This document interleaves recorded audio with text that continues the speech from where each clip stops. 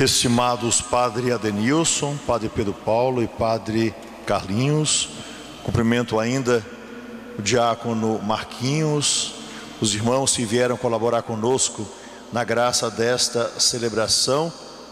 Quero também cumprimentar o excelentíssimo senhor prefeito Ingo Rames, como também os irmãos que aqui estão presentes, religiosos, religiosas, consagrados, consagradas, e os mais diferentes irmãos que vieram estar aqui conosco celebrando hoje o nosso padroeiro. Desejo também cumprimentar os irmãos que nos acompanham através das redes sociais e que em suas casas se unem a cada um de nós que aqui está presente por meio da profunda oração e também no desejo de estar sempre em comunhão com aquele que é o Senhor. Meus queridos irmãos, minhas queridas irmãs, quando nós olhamos para nós mesmos, nós percebemos que somos a soma de muitos homens e de muitas mulheres que passaram pela nossa vida. Quando a gente recorda a nossa existência, quando olhamos aquilo que a gente vive e de um modo especial a nossa história em todos os tempos, nós percebemos que fomos profundamente influenciados por aqueles que estavam ao nosso lado, principalmente daqueles que nós queríamos imitar e até mesmo um desejo de sermos iguais a eles.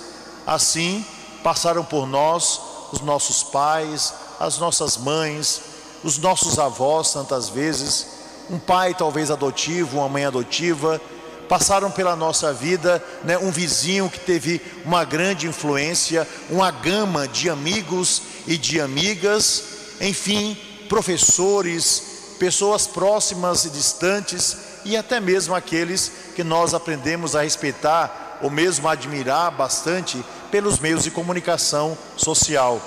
No fundo, embora sejamos únicos, nós também trazemos em nós a soma daquilo que nós gostaríamos de captar, de colher dos irmãos que passaram ao nosso lado através da nossa vida e da nossa história. Ora, na leitura que nós abraçamos o profeta Jeremias, existe uma palavra fundamental, porque afinal de contas, de todas as pessoas que passaram pela nossa vida, existe alguém que é único em nossa existência, o próprio Deus. Assim, o profeta olhava para Deus e através de um desejo imenso de seguimento, mas ao mesmo tempo um grande temor de não cumprir aquilo que ele gostaria de oferecer para Deus, ele não poucas vezes fugiu daquele que ele tanto admirava. Qual o resultado? Depois de lutar tantas vezes para não cumprir a sua missão, ou talvez para não assumir em sua vida essa imagem que ele queria para si, a do próprio Deus, Jeremias vai dizer para nós essas palavras fundamentais que nós abraçamos pela leitura: seduziste-me, Senhor, e eu me deixei seduzir. Numa luta desigual, dominaste-me, Senhor, e foi tua vitória. Ou seja, Deus deseja nos vencer, porque Deus nos ama. Deus deseja que nós aprendamos com Ele aquilo que Ele pode nos dar. Ele nos dá a salvação, mas através das suas atitudes de amor e de misericórdia, Deus inunda a nossa vida. E quando Deus reveste a nossa existência e nós nos vestimos das vestes de Deus, então nós podemos colaborar, não apenas para transformar o mundo que está à nossa volta, mas ir um pouco mais adiante através da nossa alma universal para influenciar as sociedades, seja do nosso tempo ou seja dos tempos futuros. Meus irmãos e minhas irmãs, é assim que nós entendemos a vida e a obra desse homem fenomenal que nós chamamos de São Pedro de Alcântara. Esse homem se colocou diante de Deus e o único desejo que ele tinha no coração era de servir ao Senhor.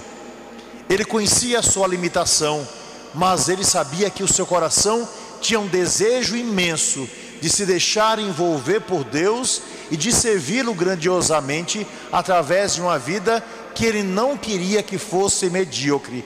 Ele queria se dar a Deus, mas ele queria se dar totalmente. Naturalmente, as suas lutas eram grandes, como grandes são as nossas lutas. Nós desejamos Deus, mas existem coisas em nós que nos separam de Deus. Nós desejamos estar cada vez mais perto do Altíssimo, mas existem coisas menores em nosso coração, em nossa existência, em nossa vida, que nos separa dessa obra grandiosa que Deus deseja que nós sejamos capazes de acolher, mas ao mesmo tempo de transmitir. Pois bem, com valentia ele se tornou servo, e com valentia ele teve uma capacidade que nem sempre nós temos, mas que é própria dos grandes homens, para não dizer dos grandes santos. Ele resolveu formar a humanidade, não pela cobrança que ele fazia dos irmãos, mas através do próprio exemplo. Ele quis mostrar aos irmãos que a forma como nós viveríamos e para Deus não era cobrando que os outros fizessem, mas dando o próprio exemplo. E desse modo ele foi capaz de influenciar os que estavam próximos e os distantes.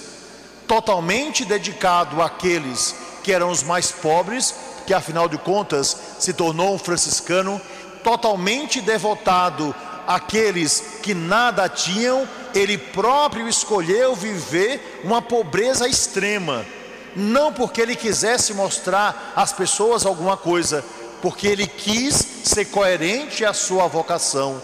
Se o meu voto é o de pobreza, pobre eu serei.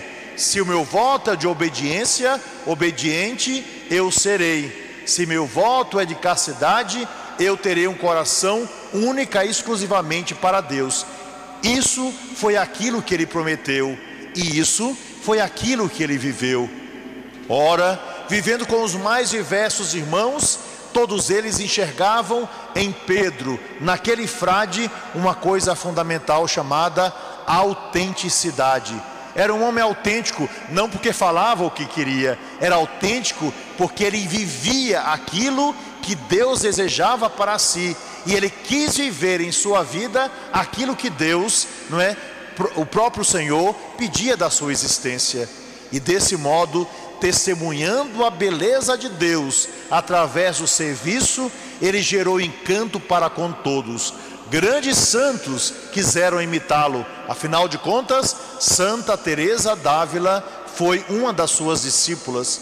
Grandes santos e intelectuais desejavam estar muito próximo daquele homem, porque de sua boca saíam palavras que não eram apenas coisas belas que ele havia aprendido nos livros, mas aquilo que ele havia aprendido na prática, com os mais simples, e ao mesmo tempo por aquilo que ele enxergava, da obra de Deus ao seu lado. E por causa disso, até mesmo os príncipes de Portugal e da Espanha sempre quiseram estar ao lado desse homem, saíam de longe para se confessar com ele, desejavam ouvir uma palavra, e para todos, Pedro de Alcântara dizia aquilo que os outros precisavam ouvir, e não aquilo que eles queriam ouvir. E graças a essa vida que era de tal modo autêntica, de tal modo santa e de tal modo verdadeira, ele foi influenciando homens e mulheres da sua sociedade, e também de um modo especial aqueles que estavam ao seu lado, fazendo com que eles tivessem um segmento de vida que a todos encantavam, e que através desse segmento ficaria mais fácil levar homens e mulheres para Deus. Ora, meus irmãos e minhas irmãs, ali estava um frade totalmente devotado à providência divina. Cumpriu na sua vida o que Jesus nos disse através do Evangelho de hoje. Vocês estão preocupados com tantas coisas, disse Jesus. A vida passa e vocês continuam preocupados. É mais ou menos assim que todos nós vivemos, principalmente aqueles que têm alguma responsabilidade grande no seio da sociedade. Mas Jesus disse: olhem os lírios dos campos, vejam como Deus providencia a cada coisa aquilo que é melhor. Os corvos não ficam preocupados com o alimento que vai ter. Deus vai providenciar. Lute, trabalhe, viva, mas seja livre naquilo que você deseja, para que você não seja escravo daquilo que tanto ambiciona. Ao mesmo tempo mostrou os lírios dos campos, quanta beleza naqueles que simplesmente lançam para fora, não o que os homens desejam, mas o talento que é da sua própria natureza e da sua vida. É Jesus pedindo que nós sejamos capazes de, abraçando a providência divina, lançar para fora a beleza da fé que trazemos e da confiança em Deus, que deve ser sempre infinitamente maior do que aquela que nós temos em nós mesmos. E desse modo, servindo a Deus e servindo aos irmãos, no final da sua vida, São Pedro de Alcântara foi capaz de nos dizer uma frase memorável: Deus nos chama para servos, mas Deus nos ama como filhos.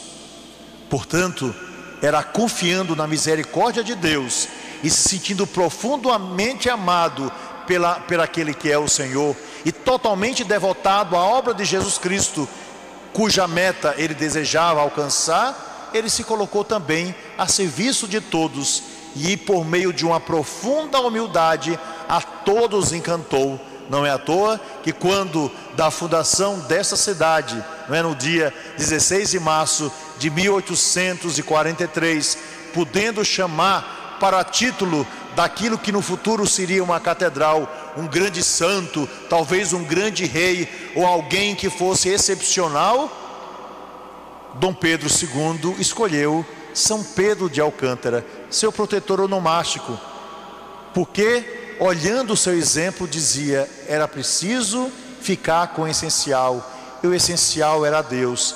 E para construir uma civilização que nascia naquele momento através do documento 155, nada melhor do que confiar a esta cidade que nasce a alguém que confiou única e exclusivamente em Deus. Nascia assim o nosso padroeiro, nascia assim essa igreja, nascia assim a nossa devoção a alguém que nos aponta o tempo todo, Jesus Cristo. Que cada um de nós celebre a beleza com simplicidade e com humildade desse homem que se escondeu e que, se hoje aparece, é pelo bem que fez e é pela vida autêntica que viveu em Deus, seu Salvador. E meus irmãos e minhas irmãs, para concluir essa minha palavra, eu chamo uma historinha, que La Fontaine nos contou, que nos fala exatamente sobre o coração dos humildes e daquilo que eles nos podem ensinar. Acho que se encaixa perfeitamente na vida e no testemunho de São Pedro de Alcântara. E a história nos diz o seguinte: o Rei Leão, poderosíssimo, chamou os animais à face da terra, um de cada espécie, para que eles apresentassem os seus talentos. E cada um foi mostrando aquilo que era capaz de fazer. Naturalmente, o tigre, por ser considerado o mais belo, chegou diante do Rei Leão e disse: Rei Leão, eu sei que os animais possuem a sua beleza, mas inegavelmente ninguém passa ao meu lado sem perceber a minha beleza. Esse é o meu talento. O macaco foi logo dizendo: ele é bonito, mas ele só tem beleza. Ninguém é mais esperto e engraçado do que eu. Quando o macaco disse isso, o urso logo pediu a palavra e disse: Rei Leão, inegavelmente a minha força é incomparável, e eu sou capaz de lançar ao chão um tigre e um macaco apenas com uma patada. E assim os animais, um por um, foi dizendo sobre o seu talento, mas sempre denegrindo a imagem do anterior. Quando o último animal falou, mostrando a sua grandeza, eles viram chegar lá longe, lentamente e com muita calma, uma lesma. E quando a lesma foi se aproximando do Rei Leão, todos os animais começaram a rir. E todos, quase que num coro, disseram para o animalzinho: vamos, corra, queremos saber qual é o seu talento, estamos muito interessados na sua vida, certamente você tem muita coisa para nos dizer. Pois bem, com muita calma, a lesma se colocou diante do leão e com suas anteninhas olhou para o rei que estava logo à sua frente. Então o Rei Leão, grande e arrogante, olhando para aquele pequeno animal, assim perguntou: e você, amiga lesma, o que é que você tem que nós não temos? Então a lesma, na sua simplicidade, olhou para o Rei Leão e disse: ah, majestade, eu tenho uma coisa de sobra que vocês querem ter, mas nunca conseguem alcançar. Eu tenho tempo.